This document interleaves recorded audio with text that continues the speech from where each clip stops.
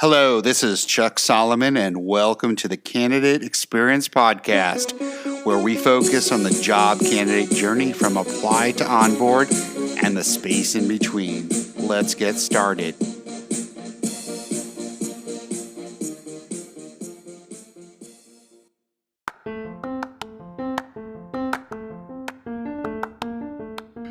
You care about the candidate experience, but have you ever wondered exactly how to bring your company to that next level and offer a world-class experience to your candidates? It's not easy. Fortunately, Candidate.fyi can help. Their solution guides candidates through your hiring journey, enhancing transparency and communication at every touch point. You'll also gain valuable insights on what's working and what's not with your hiring process. Best of all, it integrates directly with your ATS. Head on over to Candidate.fyi and see how to transform your company's candidate experience today.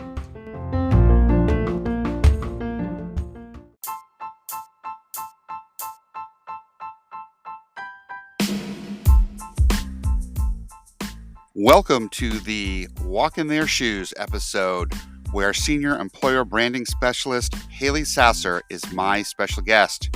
Listen in as she shares her insights on what companies can do to enhance the job candidate experience, no matter their size. If you like what you're hearing on this podcast, do subscribe and please share with others. Want to comment, discuss, provide feedback, you can send me a note via LinkedIn or via the contact form on our site, www.thecx.xyz. I thank you for listening, and here's my interview. Hey, Haley, how are you today? Doing pretty good. How about you? I'm doing well, thanks. And thank you for joining me this afternoon on the Candidate Experience Podcast. Yeah, of course. I've been listening to a few episodes, and I'm excited to be here. Nice. Could you please let listeners know a little bit about your company and your role? Of course. Yeah, I work for an awesome company called Docebo, which is a global e-learning software company. And we have about 700 employees globally currently. We're publicly traded, and just like everyone else, we are growing like crazy. Sure. hmm And for my role, I am on the recruiting team, talent acquisition, and my title is technically, senior employer branding specialist. But that basically means that I'm in charge of all our external recruiting partnerships, recruitment marketing campaigns, reputation management, content creation, collaborating with the marketing team for social media, career site, even some, internal employee engagement efforts too. Sure. And then, of course, Canada experience is kind of wrapped into all of that. Sure. I like how you said external recruiting partnerships. Does that mean vendor management? Yes. Okay. I like the way a good portion of my day job is vendor management. And I like how you said it there, external recruiting partnerships. That sounds a lot nicer than vendor management. So I'm gonna borrow that from you if you don't mind. Perfect. Yeah, take it. I watched one of your company's videos on how to pronounce your company's name. Could you repeat that again? Yes. So it's spelled like, to us here in the US and North America, it looks like it's going to be called Docebo, but we are actually headquartered in Italy, and so you Sure. kind of have to put a little Italian flair on it. So the right pronunciation is Docebo. Docebo. That sounds Italian, I guess. So does it mean anything or? Yeah, it's actually, I think, something derived from Latin, like Okay. I will learn or I will teach, and we're an e-learning company. Well, that makes sense. So, I love the little video that I saw. I'm not sure if you were part of that or not, but I thought it was great. It was how to pronounce your company name, and I thought that was That was very Hmm. interesting. It was funny too. So it Yes. was trying to pronounce your company's name, but the different pronunciations were hilarious. So um, Yeah, maybe for sure. I will include. I'll find the link to that, and I'll include it in the session notes for this episode. So people, it was only like a minute or two. I'm not sure Hmm. exact. Yeah, it was short, so I encourage people to go watch it. It's pretty funny. So awesome. So what led you into working in this talent space? Yeah, so like many others, I wasn't looking to really join this space. I Sure. started my undergrad degree in advertising, so I always kind of knew I wanted to do marketing and advertising. And I went to the University of Florida, go Gators, and then I got a master's in business entrepreneurship. So from there, I kind of knew I wanted to work in the tech space, Sure. somewhere that's innovative and has a great environment where I could have autonomy and my ideas could be heard. And so I initially started looking for a marketing role, once I was looking for a full time job.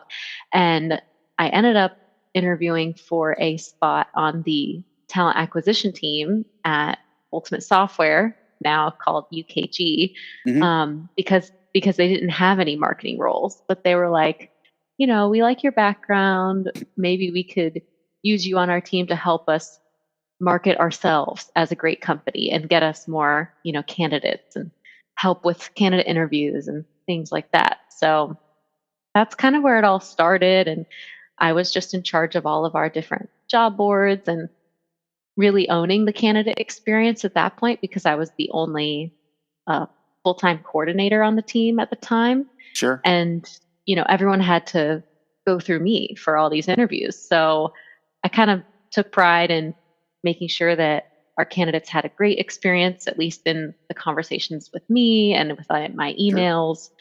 Um, and so from there, I just started to learn more about recruitment marketing, how to attract the talent you want with job posts, and, kind of learning through various webinars and trainings, all these different employer branding like basics.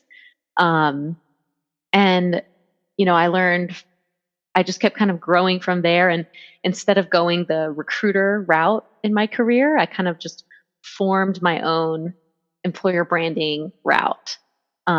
So it's been super exciting. And, of course, I've been partnering with my marketing department and, kind of just kept growing and kept building onto my role from there. And, I've just been learning more and more and doing what I can do.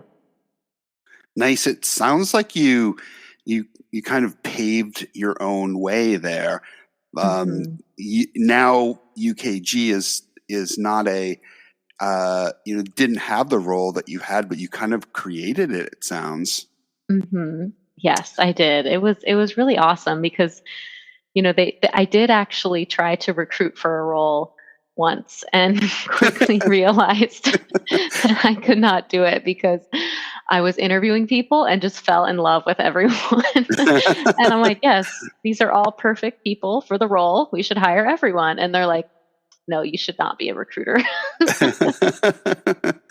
Well, nice. Well, I Mhm. appreciate you sharing your story. I think that I asked that similar question to most of the people that I have on the podcast, and there's a real diversity of answers that I get. Mhm. Same question, basically same question, but just completely different answers to things. For me personally, like I was a recruiter, like way back in the day, and then I owned a small business and I had to do marketing for it. And then, ooh, I marketed so well, I didn't have enough people to do the work, so I had to like go back to recruiting. And Mhm. then I was, myself personally, I was able to combine both the marketing aspects and recruiting aspects of it. And so I don't know how you feel, but at the end of the day, there's just so much to do that I don't feel like Mhm. there's never enough hours in the day.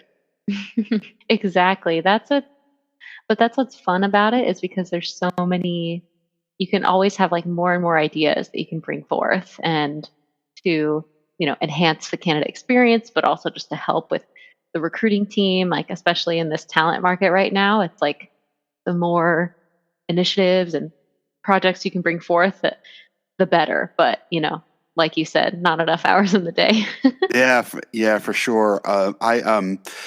I I just got interviewed for a podcast, so like the tables were turned on me with another podcaster, and he was trying to ask me like, what's the most important thing, and I'm like, it's all important, and he said, no, you have to Mhm. pick something, and I said, I can't. It's sort of like picking your picking your favorite. He was asking me about the funnel. Does the top of the funnel, the middle of the Mhm. funnel, the bottom of the funnel, what matters most? And I think I answered the top, and he said, I disagree. I think it's the bottom. And then he said, yeah, but it depends on the week. Last week, I think I was the middle of the funnel, and Mhm. it's just sort of speaks to sort of the uniqueness of the work that we do and such. So I want to switch gears a little bit and talk about what the topic of the podcast is, which is candidate experience. And I'm not sure if you hear this, but I certainly hear this where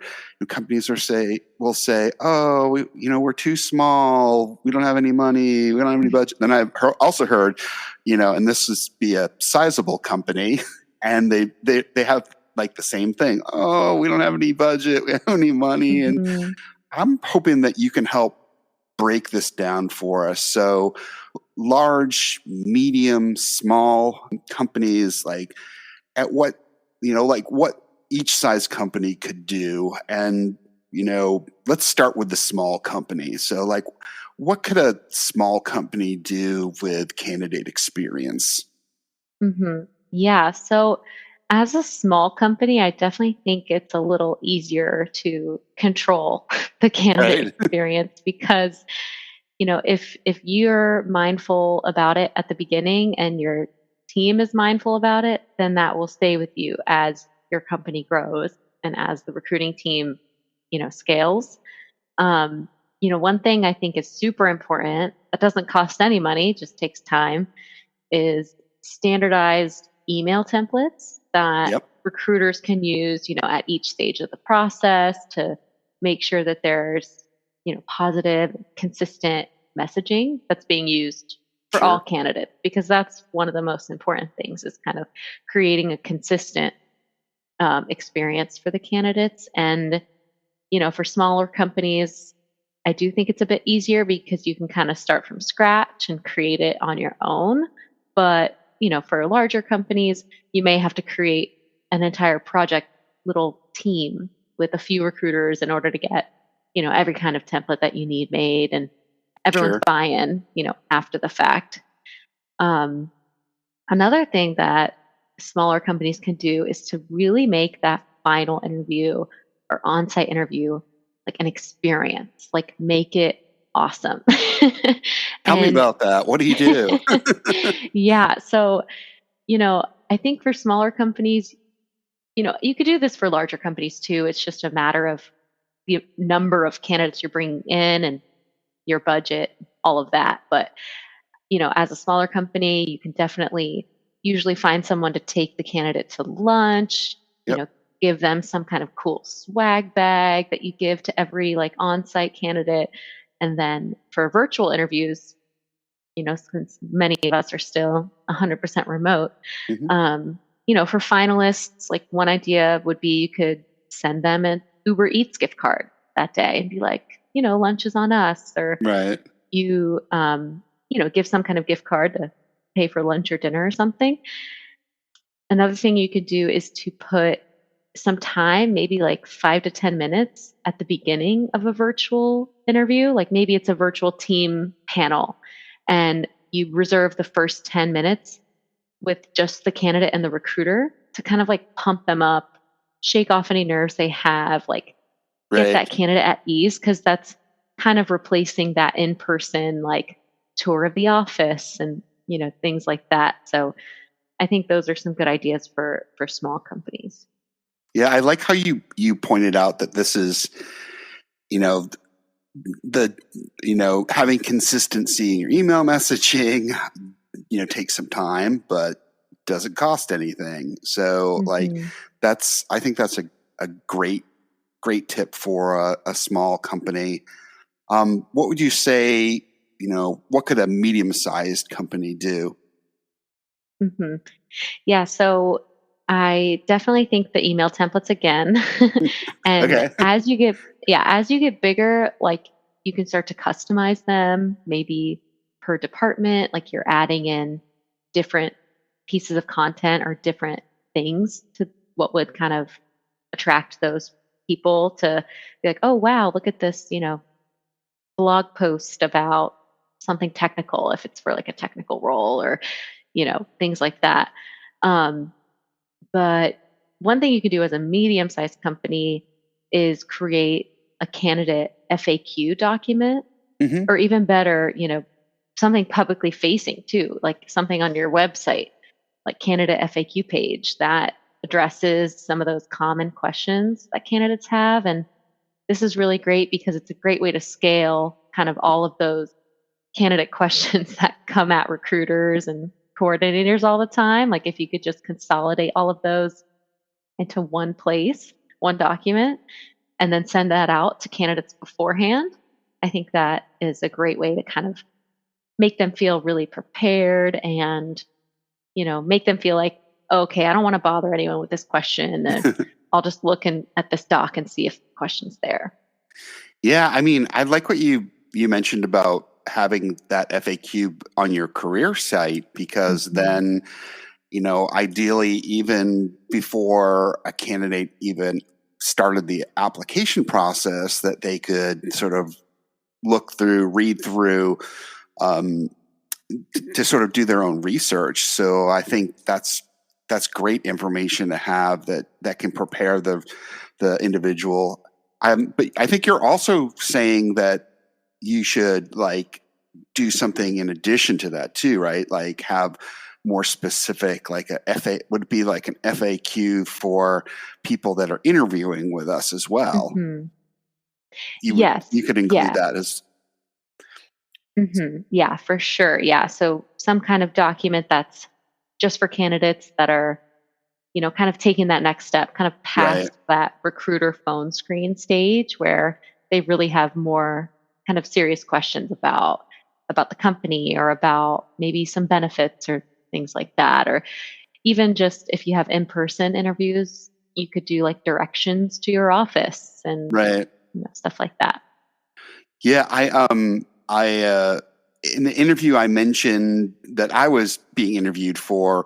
We were talking about like when I was a recruiter. I remember I'd have directions to each of the offices that I supported, and so I supported offices all around the country. So I Mhm. was doing remote before it was a fashionable thing, but the person that interviewed me who's really into video said, you could do this. You could do uh, a screen capture on Google Maps and sort of because there's a lot of office parks that might look the same and like all the buildings look Mhm. the same, and so you could.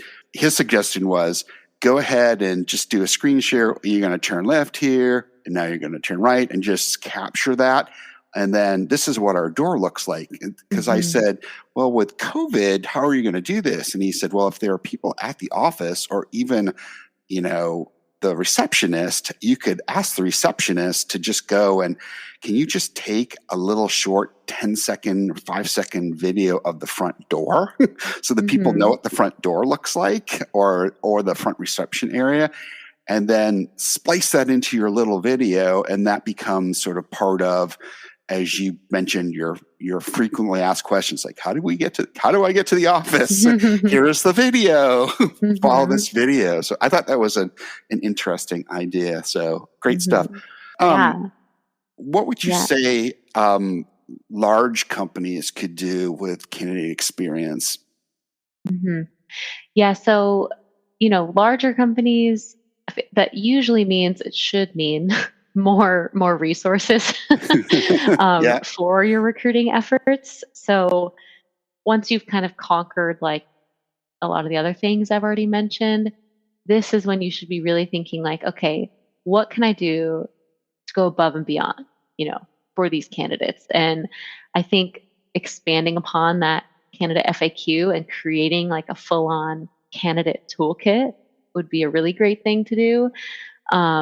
It does take a lot of time to kind of gather all that content, but it could include everything from those general FAQs to, benefits, perks, even Yep. some like interviewing tips. Like I think that would be really great. And maybe even some videos like from your company leaders, like thanking them for considering your company and, wishing them luck. I think Mhm. putting together some kind of toolkit, whether that's on, PowerPoint or a Google Doc or something like that, would be really great. And I think candidates would really appreciate that.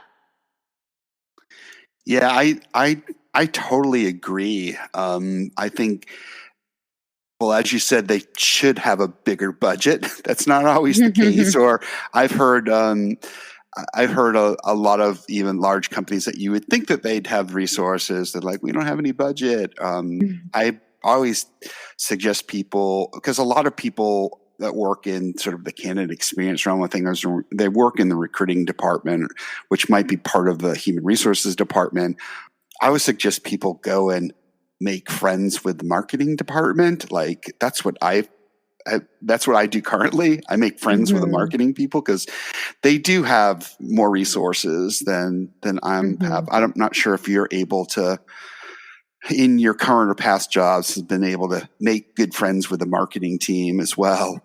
Hmm. Yeah, definitely. That is so key, especially with, any video assistants. Like Yep. here at Docebo, we actually do have someone internally in our HR who makes awesome videos, but, sometimes we need even more assistance. So I've been able to reach out to our marketing team and they've been able to help kind of transform some of our internal videos to also be externally facing and making sure that they're, all on brand and Sure. everything like that. So, yeah, I think a big part of our job is to buddy up with with marketing.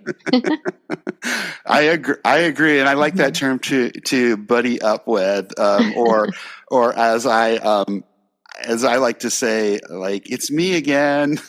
Hey, Exactly. can you help me with this? Like, I need this Mhm. brochure, and I could do it, but it's gonna take me, an hour or two to go ahead and do this a nice looking Mhm. on brand flyer. Can I get our graphics team to go ahead and just do that? Cause I know they could do it in with their eyes closed Mhm. almost. So, Mhm. yeah, I, I, um, I gave a shout out to my marketing colleagues. I just reached my 1 year anniversary, and I did a post on LinkedIn and said, "Thanks to my clinical recruiting team members and my marketing team Mhm. members too for all that we've accomplished over the years, and then looking forward to what the next year brings." So, um, Mhm. Haley, did you have any other like parting thoughts on candidate experience? Yeah, I think so. One of my parting thoughts is to really make sure that you're utilizing your ATS to its fullest capacity. Because I know, CRMs are pretty expensive, but Hmm. a lot of ATSs are trying to incorporate some of those functionalities like from a good candidate relationship management system. So it's kind of nice to get in touch with your ATS and be like, hey, are you looking to do anything on the candidate nurturing side, for instance, like in this tool? Sure. Um, that's one thing. And then I think my final thought is to just, I'm sure everyone says this on your podcast, but really truly put yourself in a candidate's shoes. Like, Yep. forget about your HR, your marketing hat, whatever hat you've got on. Like, pretend that you're a completely different person who has no idea, like, what happens in recruiting and the ins and outs, and think about what you would want your experience to be like when you're interviewing. And they say that changing job is one of the most stressful times in a Yep. person's life. Like, I think the top 5. And that's definitely something you've got to keep in mind, and that you have to remind your recruiters sometimes, and definitely you have to remind those hiring managers because sometimes they think that candidates are just come and go, and Yep. they're easy to find, and just like numbers almost. But you really can't have that mindset, especially now in the talent market. Exactly. Haley, I appreciate your thoughts here. If people wanted to get a hold of you, how can they do so? Of course, you can find me on LinkedIn, Haley Sasser. I actually think my name is Haley M. Sasser. I thought adding that extra initial made me sound a little more dignified. So let Yes, me know. unique, unique. And I'm assuming that you're hiring. Um, what is your career website? Yeah, for sure. It's just www.docebo.com/careers. And, we're hiring all over North America and Europe, and definitely check us out. I will definitely add that in the session notes, in part of this episode.